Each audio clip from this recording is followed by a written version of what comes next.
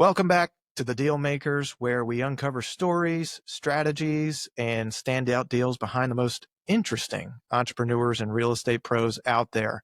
Today, we're spotlighting a powerhouse couple in the short-term rental world, Sean and Jennifer Degnan, owners of iTrip Annapolis. With backgrounds in advertising, sales, finance, and tech, they joined forces to build one of the most respected vacation rental agencies across Annapolis, Kent Island, and the Eastern Shore. From managing historic homes downtown to stunning estates on the Chesapeake, they're redefining hospitality at scale. So, guys, welcome.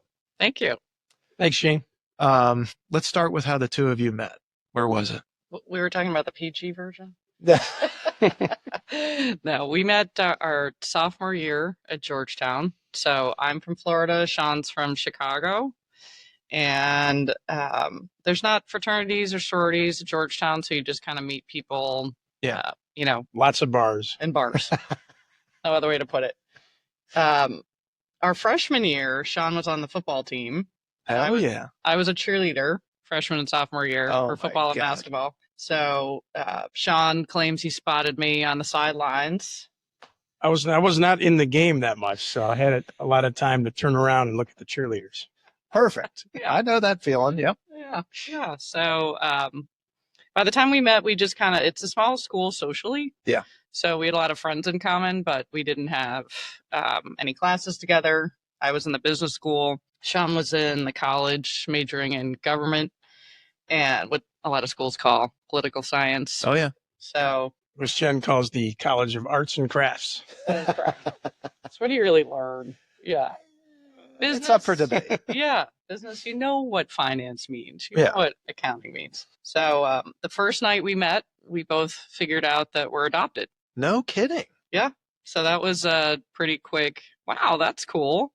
Holy Sophomores in college, there's not really a lot of depth to those conversations. So No, that there's one not. definitely stood out. Hey, Yeah. babe. Yeah.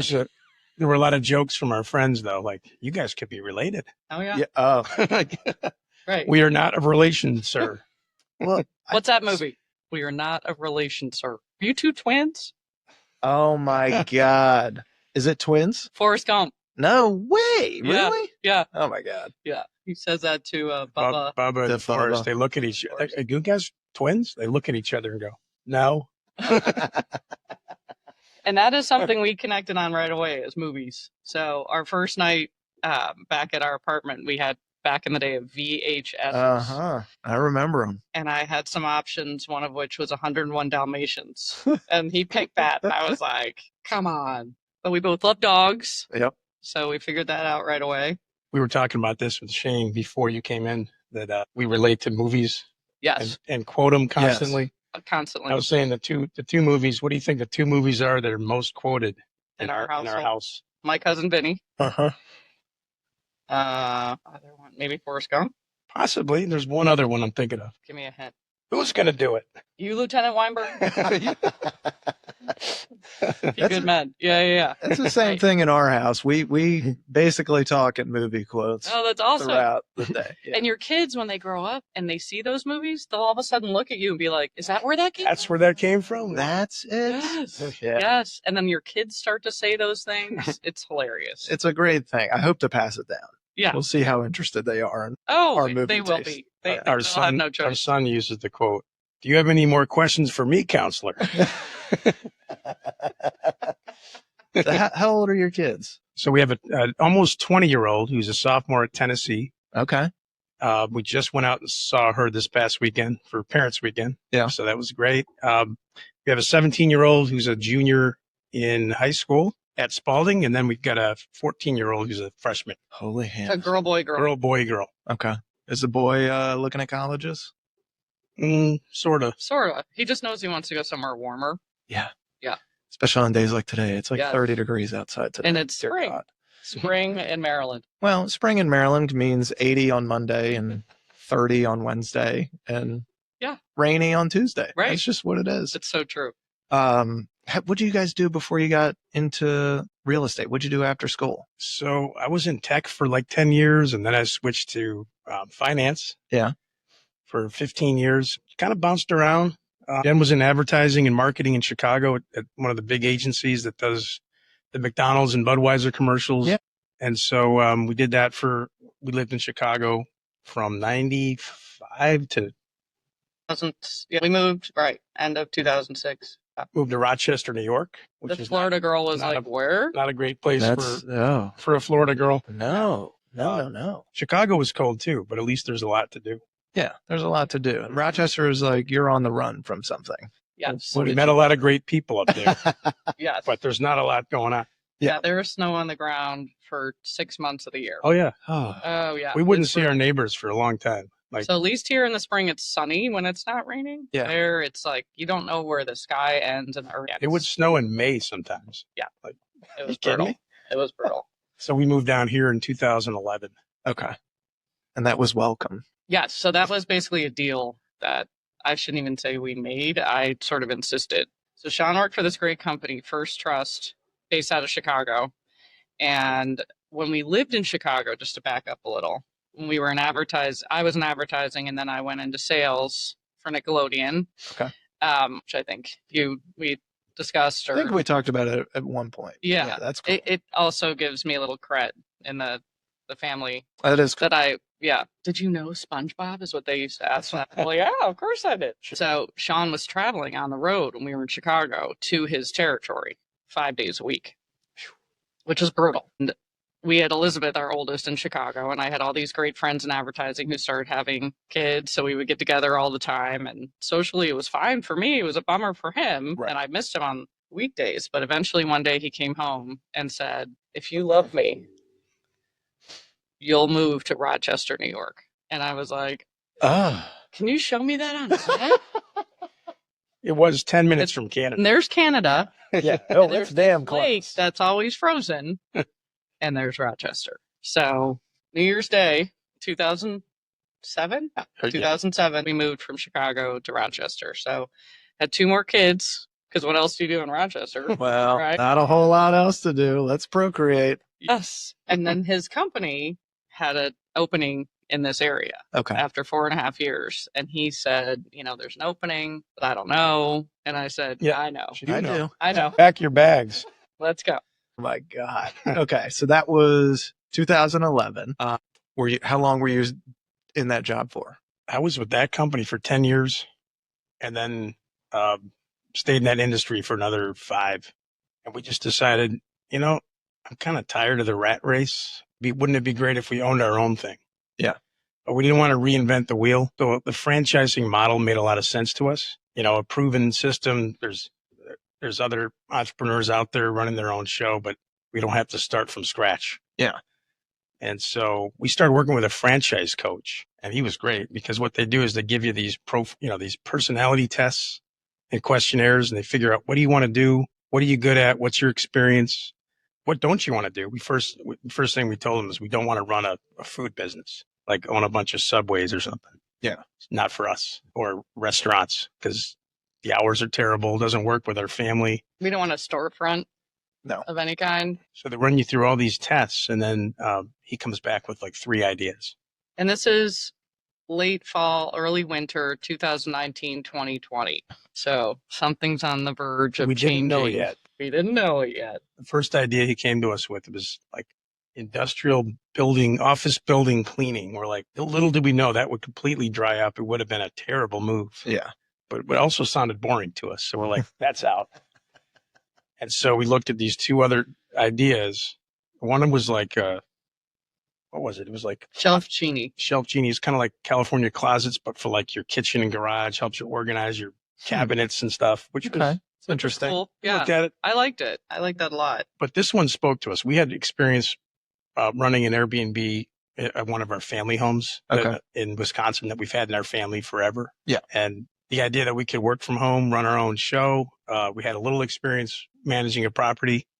That one just spoke to us. And the more we talked to the other franchisees, they have you call other people who've been doing it for a while. It just sounded perfect for us. It's chaotic and stressful. Yeah. But I feel like Yeah. I feel like we are okay with that. We're fine in that environment. People always ask us, what did they ask you on that test to figure out which business you should go into? That this is the one that spoke to them about your personality. what kind of chaos measure did you trigger in those questions? Yeah. Well, you guys, did you decide up front you wanted to do it together? No. I did. So Sean did. He always wanted to do a franchise, even before he went. So before IT and when he went into finance, he wanted to do a franchise. And some of the ideas you had back then, I was like, but I don't remember what those were. there was one that was about paper. I remember. Paper, like Thunder Mifflin. Thunder Mifflin. We got a lot of reams. Right. Oh my God, that show's the best. And I was at the time working for a startup for the Severna Park Voice that was sort of dying down. Yep. And so at first, if you recall, you just met with Yeah, Mark. And then as you started to talk to him, then you approached me and I said, okay, this is dying down. So, okay. I can't even imagine. So I had an even crazier idea, which was these 2 franchises we were looking at. We'll do them both. Yeah, we did. Like, you be the lead on one, I'll be the lead on the other. We'll help each other on the other. Yeah. Can't even imagine. That's insane. Yeah. Because we've been doing this for 5 years now, full time, both of us. Yeah. And the idea of doubling that workload, it's no. like, that would have been stupid. I think they both would have failed. Yeah. Yeah. Yeah. It's too much. Would have been a lot of damn work. Yes. You did not want. No. What was that first days of once you decided you're doing the iTrip? Tell me about those first days and that first deal that you had. Well, so originally the normal process is these trainers come out from corporate. Wait, And tell them first the funny story about when you look at the stock market. That's a good story. Oh gosh. Yeah. So we had to like liquidate some retirement accounts or whatever to finance the franchise fee. Right. And being in finance for that long, I knew it would, because everything was cratering. The market was just getting killed. This is March now. It's 2020. late March of 2020. Like the market's just imploding. Yep. Kind of like it is this week. That's right. And I knew with every fiber of my being that we're going to sell on the absolute lowest point. Sure enough, we did. Because we had to have the money available April 1st. Yeah. So you had to have enough days to clear it and all that. So it was March 23rd, 2020. If you look on a chart, It's the absolute bottom of the market is when we sold them. So the world should thank us. Damn. You're welcome. We sold that day and up it went. I knew we shouldn't do it, but we had no choice. Yeah. Corporate was calling us. How about now? You guys ready to pay us now? How about now? April 1st, kids, in or out? Yeah. Yeah. So then, right, they normally have someone come out and train, but everything was Zoom. Yeah. So like normally they tell us, which has absolutely been the case, your number one referral source is going to be realtors. Right. So what you should do is go around to the offices, do lunch and learns, walk in, just cold walk into an office, introduce yourself, bring donuts or bagels or whatever. And the problem was all the offices were closed. Yeah. So we The started hell? having our friends reach out to their friends who were agents to make introductions. And one of two of our kids were really involved in theater at the time. And there's this theater, I think I may have told you about it, that our friends own. It's called Stage and Screen. It's in Millersville. And we had met through our kids doing theater at their elementary and middle schools. Anyway, Peak RV has been in Severna Park for years, knows so many families, knows Travis Gray, grew up with the Yeah. Gray family, Yep. knows Sandra Libby, so made those introductions to us. We had a Zoom call. From that, I think it was Sandra who said, you should reach out to Rachel Acevedo from Chesapeake Grill Producers. And we did. And from there, Rachel started to put us on Zooms with, for example, Sandra did sort of a call like this with us on Zoom for Facebook with Rachel asking the questions. Yeah. And that's how people were meeting, were networking at the time. And we would have these calls with 20 people on them asking questions. And, that's how people got to know us. So tribute to Sandra, who didn't know us, but believed in, what we were saying we could do to help realtors and to have another tool in their toolbox. And at the same time, this was, you guys didn't know how the market was going to react to any of this. No. Who knew that was going to go get invested? I remember sitting there at the end of March thinking, holy shit, I might have to get a job. Oh my God. Right. And it was bad. Right. And then it was like a domino effect. At some point, maybe, I'm sure you could look on market report and find it, but at some point, maybe like mid-April or third week of April, one deal happened, and then another, and then another, and then all of a sudden it Everyone's like, became it's okay. snowballing, and everything started happening, and then it was the greatest run that we've had maybe ever. Yeah. It was crazy. It was crazy. And it was nonstop for 18 months plus. And people always say, like, when they find out we started in April of 2020, like, oh, that's horrible. You started right when COVID hit. I'm like, well, actually, it wasn't a bad time to start a business because we had nothing to lose. I feel bad for the people that had built up their business and then once they got to scale, then they hit COVID. Exactly. So we They had had nothing to all lose. these guests on the books, for 6 months that all canceled. Right. That's devastating. We We had didn't no- have any of that. Yeah, we had no properties yet. So Yeah. So back to Travis. Travis introduced us to our first homeowner. Okay. And from a marketing perspective, we couldn't have hit it out of the park more. The house was beautiful. It was in Rugby Hall, had this gorgeous pool setting in the background. Nice. It commanded a lot per night, and Sean and I were doing everything.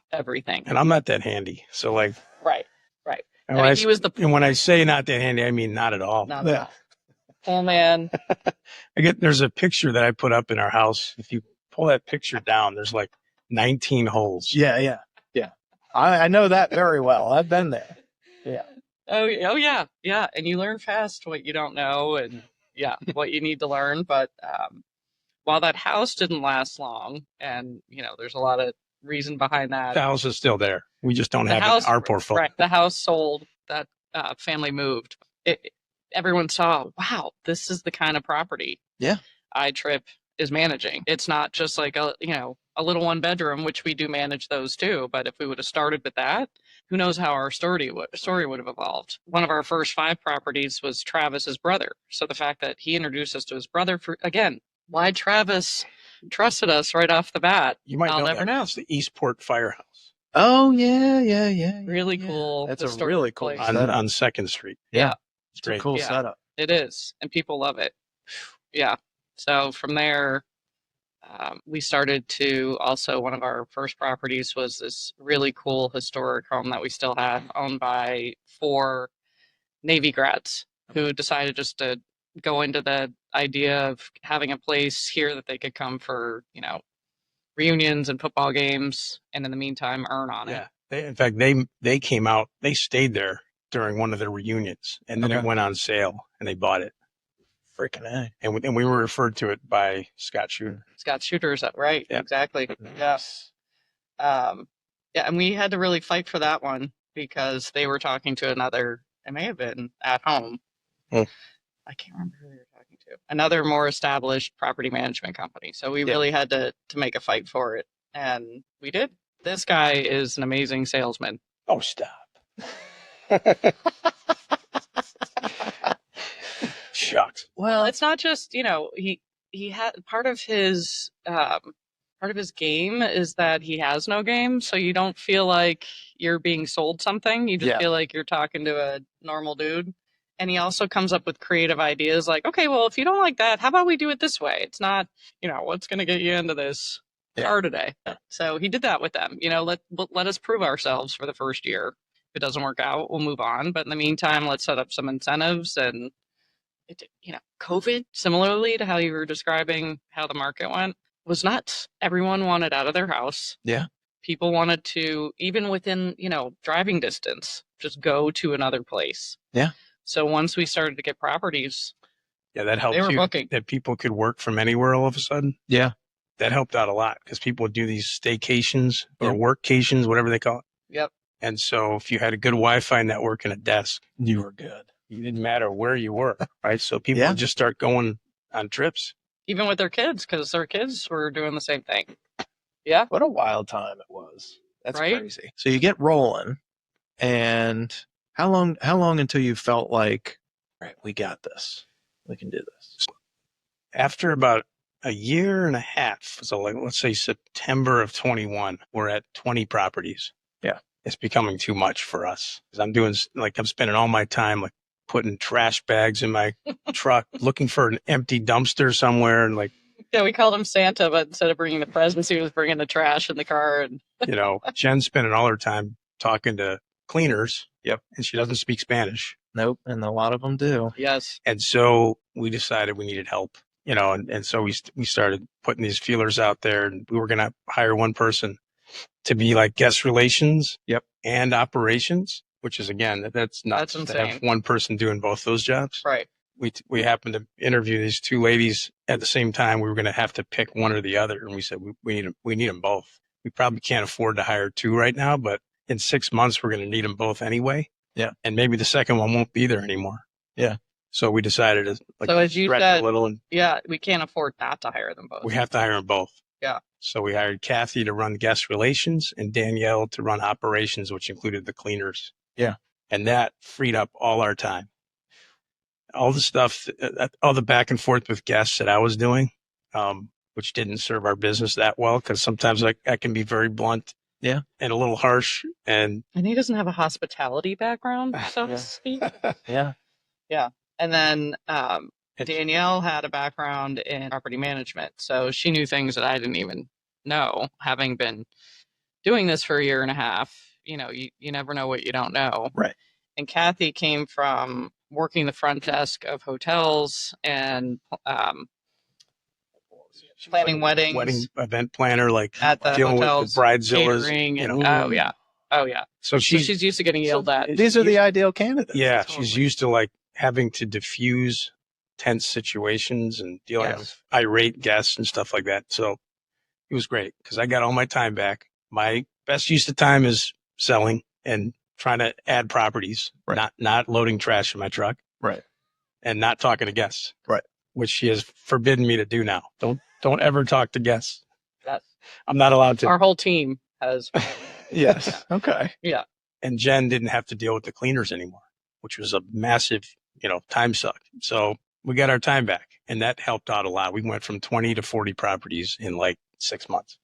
Damn. So by the end of 20, and that was, so coming out of COVID is when, by the time we had, 20, 30 properties, everything was blooming. Yeah. It was like that V-shaped recovery, right? Yeah. Everything, the 21 and 22 were just great years Mm-hmm. for bookings and adding properties, and a lot of movement of people, looking for a new manager. So that was great. By the end of 22, we had 60 properties. I can look. No, it was Yeah. just, I don't know. 55 or something. Yeah. We were adding like 30 a year. Flattened out a little bit. So now we think there's a sort of an oversupply problem. Sure. Everybody and their brother started thinking, oh, this is easy. We'll just buy a property and rent it out on Airbnb, and this will be great. Some people weren't, the owners weren't emotionally strong enough to handle strangers in their house, Right. dinging their walls with their suitcases and breaking a wine glass. And some people weren't cut out for it. Yeah. And they didn't know it till they got into it. Yeah. Other people saw the real estate market going crazy, and they said, we're cashing out. Yeah. They had the property for 2 years, made like $200,000 on the home. It did nothing to it, Yeah. but now that's Right. like, all right, well, Yeah. shit. Yeah. So some of the oversupply problem kind of self-corrected. Yeah. But there's still way too many homes doing this. Yeah, there's too many doing it. And I think what's the rule? Is it you can have you can rent your house out in the short term for up to 14 days without license. a Yes. license and having it And that's tax-free? actually a national rule. Is That's it? not Okay. just Annapolis. Right. So Okay. anyone in the whole country can do that, Yeah. regardless of what your local restrictions are. People thought that was an Annapolis carve out for Navy's graduation Yeah. commissioning week. Yeah. Oh, But yeah, it's a national thing. Yeah. Anyone can rent their home for 14 days. Okay.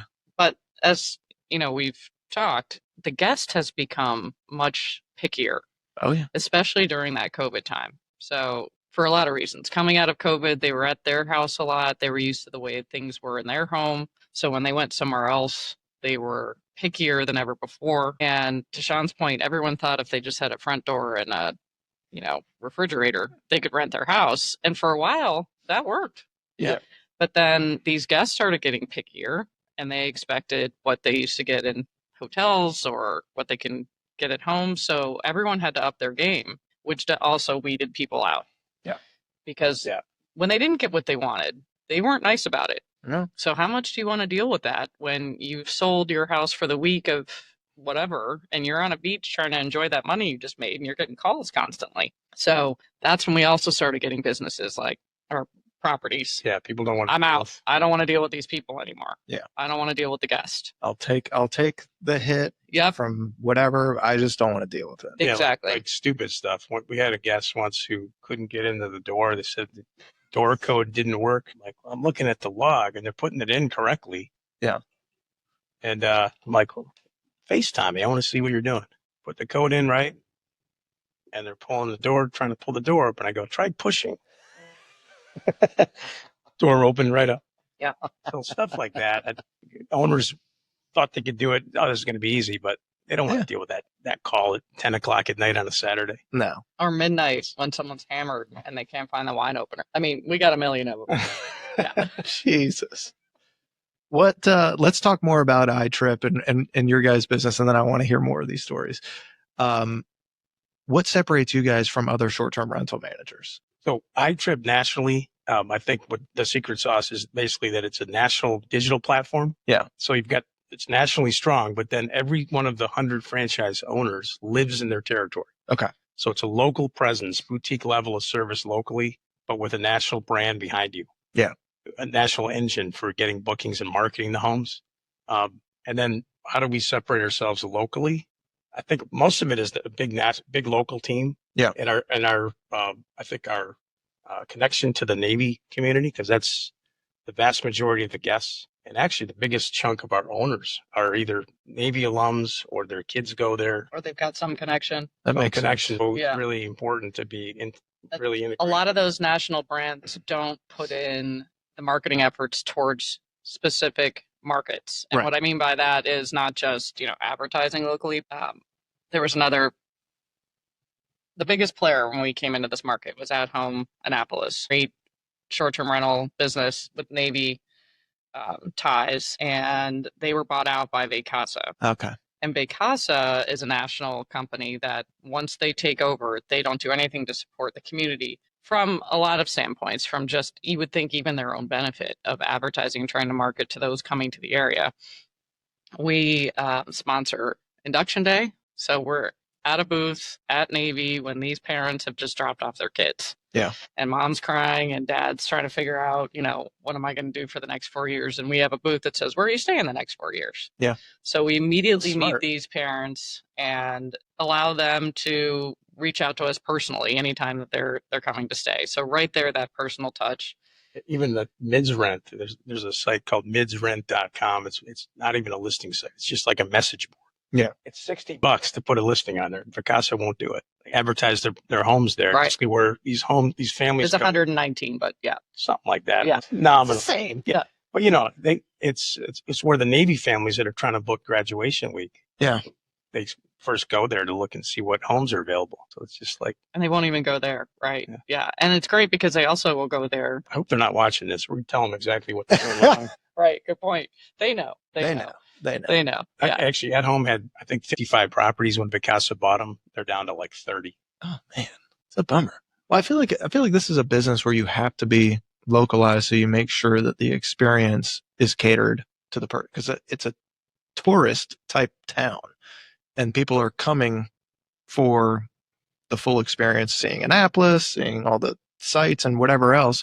But if you're not local, I don't understand how you could manage a rental portfolio. I just don't. I think it's impossible. I agree. Yeah, and that is something I think Vacasa has seen and suffered from, is calling. If you've got an issue with your toilet, you're calling someone in, I always say, Arizona. I don't know, and then they're going to give you a phone number to call back. So you have to. It's just, or the owners have to deal with it, and that's one of the big things that we allow the owners, is not to have to deal with the hassle. Yeah. We take care of it. If the toilet does break, we've got someone to send over. We've got plumbers to call, all that fancy stuff. There's another local competitor. I won't even mention their name, but I barely consider them a competitor because they don't even work on weekends. I'm like, hang on. 90% of the bookings are on weekends. Oh my God. So if a guest has a problem with a toilet or something, AC's out, the message says, like, call us on Monday. Oh, my Lanta. Right. And so I don't get that. And not surprisingly, they haven't really grown. Well, you're not going to grow in a service business when you're not working 2 days of the week. You're not Chick-fil-A. Right. Oh my goodness. Right. Well, break down your property onboarding and pricing strategy. This is probably your wheelhouse. A little bit, yeah. So once Sean makes the introduction, we take the home on. Once it's ready, we shoot the photography, and then I write the listing. And one thing I've learned is how much I love Put that anywhere. AI. Yeah. Oh Writing my these God, listings, yeah. right? Yeah.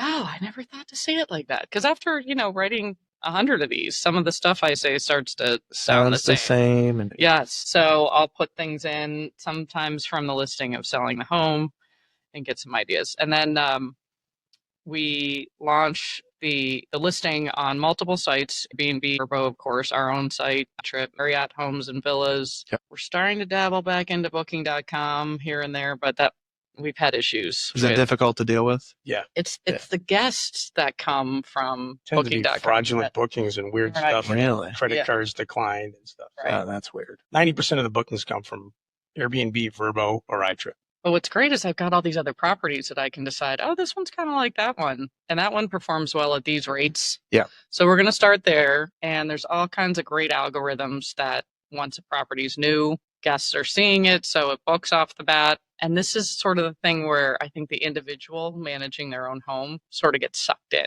Like, Yeah. oh, I can do this. Yep. Look, my house is booking like crazy at the rates that Verbo told me I should use. Yep. And so I could do this myself. And then they start getting guests and then complaints and then, things kind of take on a life of their own. But Yeah, it seems sexy until problems arise, and then it's like, But most self-managers, when it comes to pricing, they have like either Yes. price it the same exact number all year, all year, Yeah. or they have like maybe two prices. They have a winter price and a summer price. Yeah. They never change it. So we've got our dynamic pricer. that requires work. No, this So, is, and so a lot of research goes into it. We've got a number of different software packages. When I say we, I mean her, doing all the research on where the rates should be. Yeah. And we're constantly, again, Jen, constantly tweaking it on a weekly and daily basis. And not just the prices, but also the minimum nights. and do your clients give you guys the freedom to do that? some more than others. Yeah. Yeah. Most of them. So we do have, a cap. Like I don't want to go below this. And I'll recommend what that should be and what Yeah. time of year and what day of the week. But for the most part, yes, you guys know what you're doing. We'll leave it to you. But it's also this year, you may not book at what you did in 2021, 22. Yeah. So there's a lot of education that Yep. goes into making sure they realize how things are fluctuating. It's harder to get bookings last year than it was 2 years ago. One reason we don't want to go too low on pricing is we'll get the wrong guests. Yeah. We start lowering to like $100 a night or something.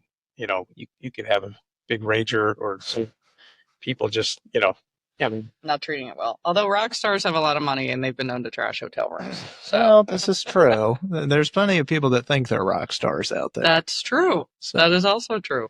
less money though. Than the rock Yes, stars. that's another movie. What's that one about? Where they trash all the hotel rooms. That's based on oh, the dirt. The Dirt. the dirt. Have you seen that? It's It's been a insane. while. Not PG. Not PG. Not Oh my PG. God. First like 90 seconds of the movie, you're like, what? Yeah. What am I watching? Oh yeah. Don't let your kids see that. No. Our kids saw it before we did. Oh yeah. They're Not a good really- parenting moment. Not a good parenting moment. That reminds me of my dad let me watch Blade when I was like 7. Which one's Blade? Oh, it's Wesley Snipes as a vampire daywalker. He's just out there killing a million people. It's fine. No gore. No. Clearly violence, no- shapes me into Good- the human. Good family fun. It was just, it's good, clean fun. You know, Oh, no right. big deal. That's all right. I was raised on The Godfather. Salvatore Lanza, Yeah. my dad, Oh, Italian. I saw Sonny get shot up when I was 5 years old at that toll booth. Honestly, Sonny kind of deserved it. He so, kind of did. He had a Yeah. temper. It's a problem. You can't trust those guys. How do you guys work with real estate investors who want to enter the space? It's one of our favorite kind of homeowners Yeah. because they know what they're getting into and Yeah. they're not emotional about the purchase and the house itself. They just want to earn the income. And, what we do is we provide the agent who's working with them a pro forma or a perspective on what the home could earn over a year's time. And we show a calendar of when it can earn what we're suggesting it can earn. And we use that based on, we come up with those numbers with a lot of research from our own properties as well as some other outside tools that we use. And if you just use those outside tools, some of them are super helpful, but they're not necessarily accurate. What are outside tools like Air DNA and stuff like that? DNA. Yeah. So Their DNA is like outrageously high the way they estimate. Yeah. They project rental income. and we'll get that call like, oh, I saw that I could earn 200 grand on this house. Yeah. And you're like, oh, Well, because when we Yeah. manage the most properties Right. in this market, we manage 77 properties. The next closest has like 30. Yeah. And so a lot of times they'll use our properties as comps, Air DNA, and the numbers are way off to the high side. Yeah. So we know, like it'll show our property did 110. We know it did 85 last And I'll year. be on the computer like, come here, look at this. This is funny. they're looking at it because like we're fairly seasonal, I would say, in our Yep. bookings. So they're looking at it. Assuming here is like we'll get you if you get the best rate on the best season of the market, and then just multiply that by Yeah, right. 365. That's right. Or it's a home that's occupied by the homeowner 6 months of the year, and they're Yeah. including those occupied months as Yeah. what it's They earning. also tack on like all the cleaning and taxes and everything's thrown in there. It's like we just want to project the rate times the number of nights. That's it. Yeah. Gross rent. What's great is we can show, okay, you're looking at 2 properties that are listed for $1 million, but this one has all these amenities. A has amenities that B doesn't, and B might be a great home to live in, but A is a better property for all the amenities, like say a pool, parking, main floor bedroom, Hot tub. updated kitchens and Hot tub baths. helps in the winter. Oh yeah, It it does. does. It does. Yes. What kind of advice would you have for somebody that is thinking about putting their house or property up for short-term rentals? So for the first way you got to think about it is it's a business. Once you do that, it's no longer your home. Yeah. And if you're able to get past that, that's step number 1. Is that probably the biggest hurdle? But It I mean, is, yeah. don't get us wrong. And the homeowners can stay there anytime they want up to a point. But like, we're saying that if you really want to do this as an investment, you got to let us do our thing, and you kind of got to let go. Yeah. Your emotions, everything It's probably hard for some people, harder than they would think. It is. I agree. Yeah. Yes. Beforehand and then after, I will say, even if this is an investment and it wasn't ever the home you lived in, every time you come to visit, before you walk in that door, remember me telling you, don't get emotional. Yeah. Because when people are on vacation, they're not treating your home like you are. They're on vacation. Yeah. Drinking, they're making bad decisions. And while they're not going to necessarily do anything to damage the home, for the most part, They're not and if gonna- they are, we're gonna help with that. Right. But they're just not thinking about the best way to sit on the couch, for example, that you might. So Some don't owners- get the most expensive couch out there. Yeah. Get one that in maybe 2 years you're gonna have to replace. Yeah, and we tell homeowners do anything valuable or sentimental or irreplaceable, put it away. Lock you know. it up.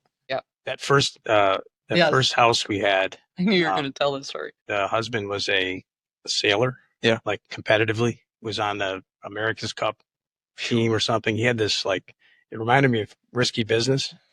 Remember the egg they cracked? It's even in the same position in the house. He's my on this God. Mantle. mantle, and it's like a crystal trophy of some sort. I forget what it was, like the shape of it, but it's like this oval, big crystal thing. And I'm like, don't leave that out. Yeah, dude. That's And it was gonna- Waterford crystal. You can't just go Yeah. order that on Amazon. And your Louis Vuitton trunk, or actually the 3 of them you have out, also Yeah. put those away. Let's put those out. Yes, right. Yes. But Yeah. adding on to what she was saying, so sometimes the owners will show up before the cleaners do, and they'll go in and they'll be like, "Oh my God, it's a mess in here." I'm like, yeah, you're not supposed to be in here yet. Yep. Right. Let us put it back together for you. Imagine what a hotel room looks like. Ah, Yes, I checks mean, out. Yeah. Seriously. You Looks don't enter gross. it. Right. Oh, yeah. But getting back to your earlier question, this is why we love the investors that never step foot in these places ever. Yeah. Because Because they're just not emotionally attached to they're it. not emotional, and we have 365 days of availability for Yeah. that home. So that's where we do our best. And to that point, that also helps going back to the rate management. There's algorithms where properties on Airbnb and Vrbo are constantly changing who sees what. So if you own a home, Shane, you're going to go on and be like, I can't find my house when I search on it. Well, based on how you've searched for other homes in the past, Vrbo is following you and showing you the homes you're most likely to book. That also depends on the calendar availability. So if I'm a homeowner and I don't really want to open my calendar that much, I just want to kind of see how it does. It's, a self-fulfilling You prophecy. get It's not put going down to in do the well search engine results. because it's not open that much. Yeah. So these are things that take time to understand and appreciate for how the whole thing is a business. Yeah. And there are multiple rules that you have to follow. We even tell owners that don't want to rent it out that much. We have a couple of those, and we'll tell them just leave your calendar open anyway and just jack the rates way up. Probably won't book there. And if you get a booking at those rates, great. But if you don't, at least it's open and it pushes your house up in the search results. Yeah. That's smart. How often do you have to like educate owners? Every day. Every single day. It just depends on the level of education required. So Sean does a great homeowner newsletter every month where we're educating on market trends and how to improve your home and what's changed. And, some take it to heart. And your family, as an example, one of our great homes that we manage here in Annapolis, they took to heart some of the things that we were hearing from guests, and they made an investment in updating some of those things. Yeah. They are the ideal homeowner because great homeowners. They listen. They listen to us, and they also never stay there.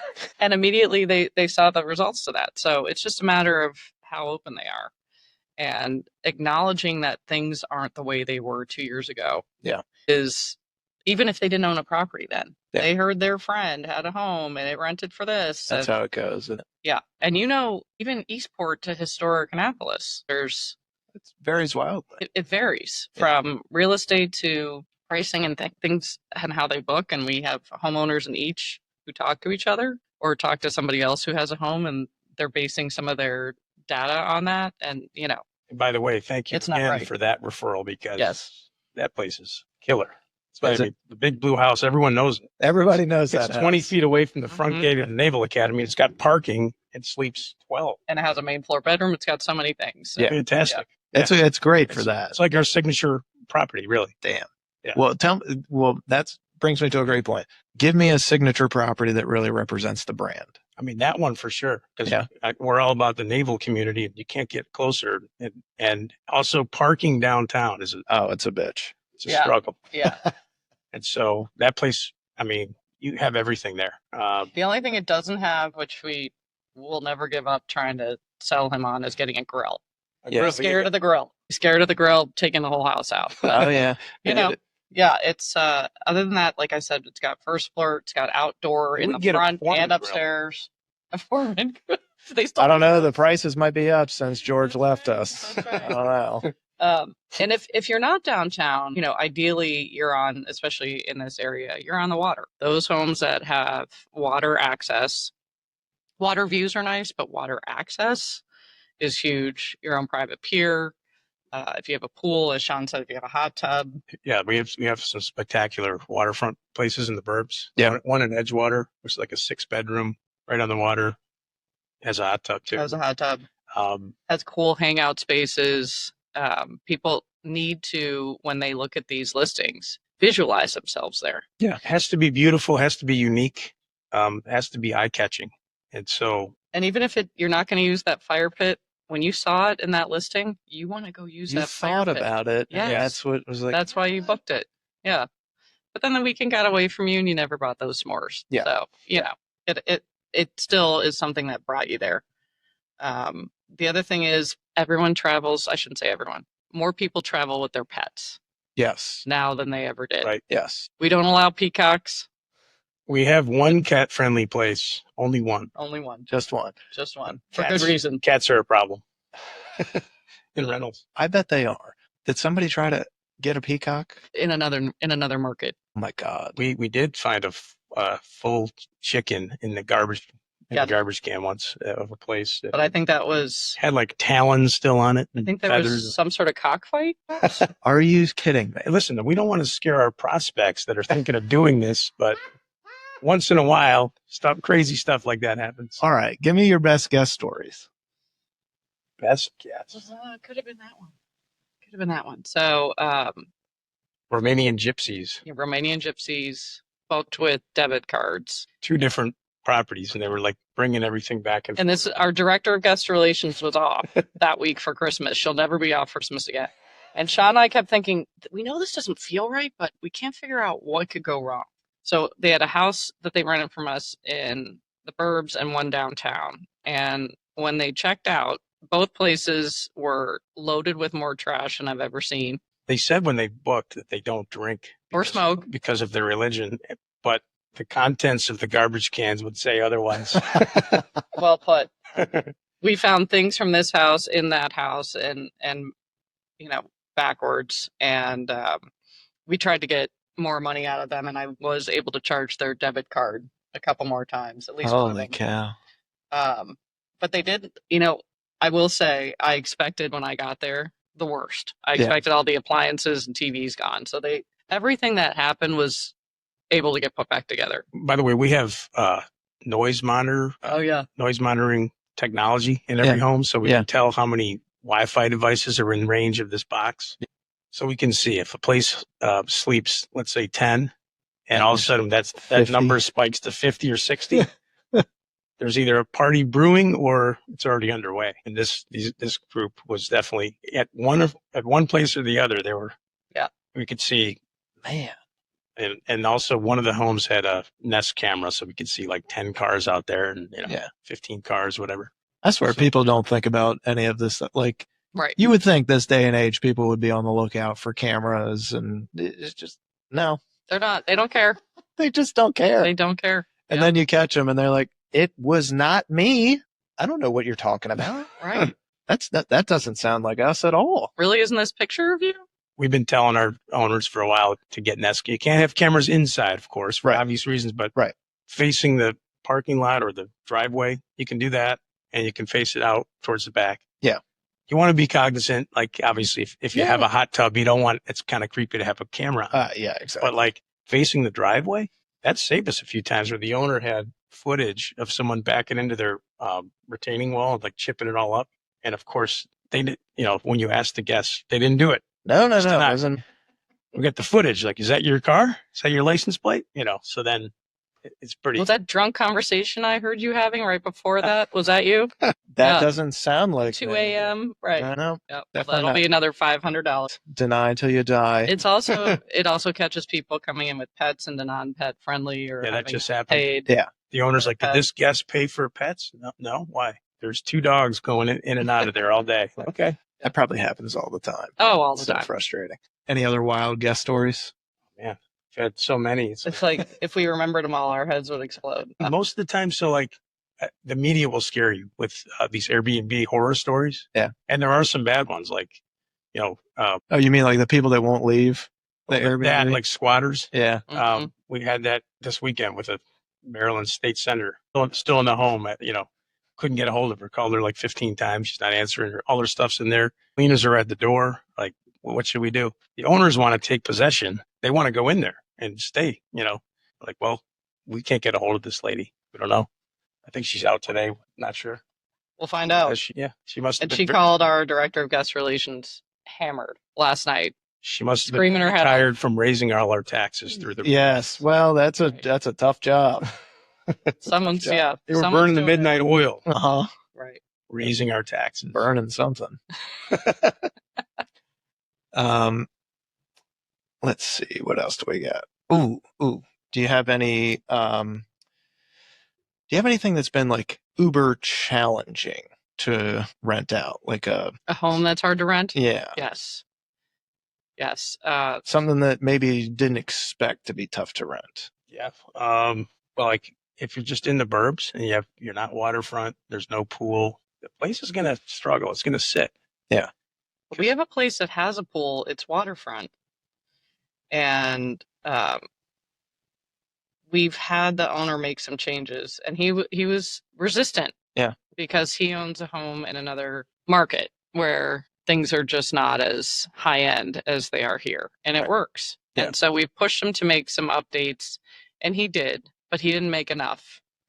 And even though it's waterfront and has a pool, I think people see some of those pictures as good of a job as we did, and they're still like, that's kind of weird. The other waterfront. Some of the painting you did in there, I'm not loving. The other waterfront with a pool that we gladly gave to our competitor. Yes. It's just a maintenance nightmare. Yes. And the homeowner wanted to do all the maintenance himself. Yeah, he did a lot of his own repairs. So like the pipes don't quite fit together, like leak. There's weird stuff happening all the time. We're like, we can't keep sending people here all the time. It's No. like we're losing money on this property. Stuff like that, you just got to let go because it's like, Yes. it's not worth Right.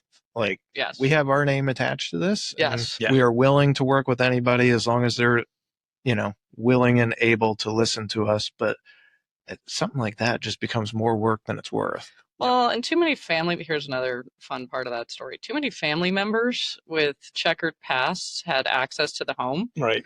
and things continued to go missing. Interesting. And Things that could easily be sold for money to buy other things. And the finger continued to be pointed at our staff, which has never been an issue. Right. So we put those puzzle pieces together, and we're like, the combination of all these things were it was waterfront with a pool for us to, even with a putting green for us to walk away from was. that was addition by subtraction. Yeah. Like handed them right to our competitor. Have fun with that. Yeah. Now, this one should be fun. Give me a dream guest, dead or alive, to book one of your houses. Oh, I love it. Bill Murray, who actually went to my high school in Chicago. Did he really? Yeah, I think it's a fun game I like to play. When name the most famous person that went to your high school. I can always win that. Bill Murray. That's pretty damn good. I don't know who the hell would be from our high school. Jesus. I know I'm speaking for my girls when I say Taylor Swift. I mean, and some of the boys too. You got Kelsey coming for sure. Yeah. Right? Wouldn't that be a good one? Do you think they would come? Why not? We had Dennis Rodman's former agent stay at our place once. Really? I forgot about that one. Remember that guy? Yeah. He had something to do with some treasure buried somewhere. He donated to Navy or something. Oh, that guy. What was that? Yeah. Yes. And he came for commissioning week and stayed at one of our best houses and didn't even have a graduate. I forgot about that. Yes. Oh, man. I forgot about the Dennis Rodman connection to that guy. Yeah. That's why. I forget his name. But He's got to be eccentric too. yeah. What's your favorite Chesapeake Bay view? Chesapeake Bay view. Mm-hmm. Going over the Navy Bridge. Yeah. Yeah. That always makes me stop, even if I shouldn't. Yeah. Yeah. While driving. We go out on the boats for, what do you call it? Blue Angels. Blue Angels. Yeah. And all the views are great. Yeah. It's Go out there, tie up with some boats, and it's awesome. Yeah, you really have to enjoy this town from the water, right? It's the sailing capital of the world. You gotta. For good reason. Yeah. Yeah. When we were going to move down here, we looked at a bunch of areas in Maryland, and one of them was like north of Baltimore, like Towson. Yeah. One was Columbia. Yeah. We're going around, we're like, what is the point of living in Maryland if you're not near the water? Mhm. Yeah. That's how we ended up down here. Like, we just figured out, like, that's stupid to be landlocked in Maryland with all this water around us. So, Yeah. And a lot of people are realizing that. We've got almost 7 million visitors to Annapolis every year. Unique visitors, up from 4 million just a couple of years ago. Yeah. So even though, travel's changed with COVID, there's still a lot of people coming here. That's crazy. Yeah. Man. What's probably the most underrated part of the short-term rental game? Underrated. Well, for us, and this is also just part of being an entrepreneur. I think it's just that we have our own business. And if you do this job right and you hire the right people, and we couldn't do this without the amazing team we have, we can do this from anywhere. We're able to take our kids on vacation and still, have our team take care of our homes, and we're still in contact. Yeah. But we're able to have the freedom of not being in an office where someone's making sure we're making enough calls, or right. being there from 8:30 to 5:30, or whatever we've done in our past. Yeah. So we were just in Knoxville this past weekend visiting our daughter, and there's craziness happening all over. HVAC's going out and all this stuff. We got a great head of maintenance, Greg, who's like, I call him our MVP.